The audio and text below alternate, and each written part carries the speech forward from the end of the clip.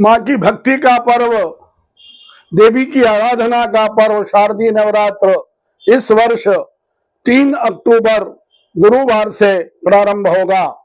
हस्त नक्षत्र और ऐन्द्र महायोग में माँ डोली पर सवार होकर आएगी और देवी भक्तों का कल्याण करेगी। नवरात्र पूरे 9 दिनों का है इस वर्ष और नवरात्र में तृतीया तिथि की वृद्धि है। तृतीया तिथि 2 दिन रहेगी, 5 और 6 अक्टूबर शनिवार और रविवार को तृतीया तिथि रहेगी। माँ चंद्रघंटा का पूजन होगा। वहीं अष्टमी और नवमी जो है 11 अक्टूबर को अष्टमी जो है दोपहर 12:06 तक रहेगी। उसके बाद नवमी तिथि मनेगी।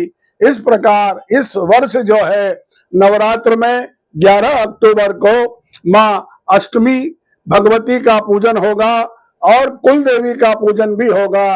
वहीं 12:06 के बाद नवरात्र की नवमी तिथि जो है देवी भक्तियों के लिए सबका कल्याण करेगी।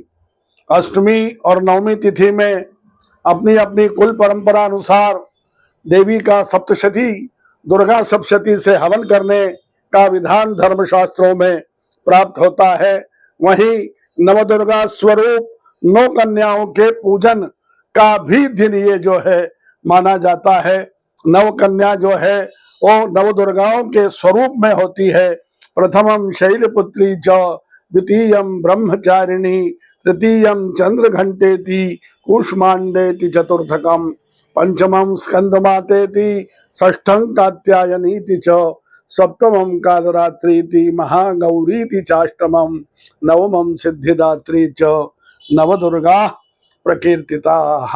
अष्टमी और नवमी को नवदुर्गा स्वरूप 9 कन्याओं का पूजन कर उन्हें मिष्ठान्न आदि भोजन कराने का विधान भी हमारे शास्त्रों के अंदर प्राप्त होता है।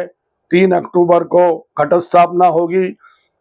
घट स्थापना शुभ मुहूर्त में करना चाहिए। या तो आप ब्रह्म मुहूर्त में घट स्थापना कीजिए अथवा प्रातः 6 बजे से 7:30 बजे का समय भी घट स्थापना के लिए अनुकूल है। वहीं अभिजीत मुहूर्त, देखिए अभिजीत मुहूर्त का हमारे पंचांगकारों ने बहुत जो है इसका वो महत्व बताया है। तो अभिजीत मुहूर्त जो है 3 अक्टूबर को प्रातः 11:36 से 12:24 का ये 2 घड़ी का 48 मिनट का जो समय है बड़ा अहम समय है। इस समय के अंदर आप घट स्थापना करें, एक चौकी बिछाएं, चौकी के ऊपर जो है लाल अथवा जो है सिंदूरी रेशमी वस्त्र बिछाकर जो है माँ की प्रतिमा जो है आप रखिए।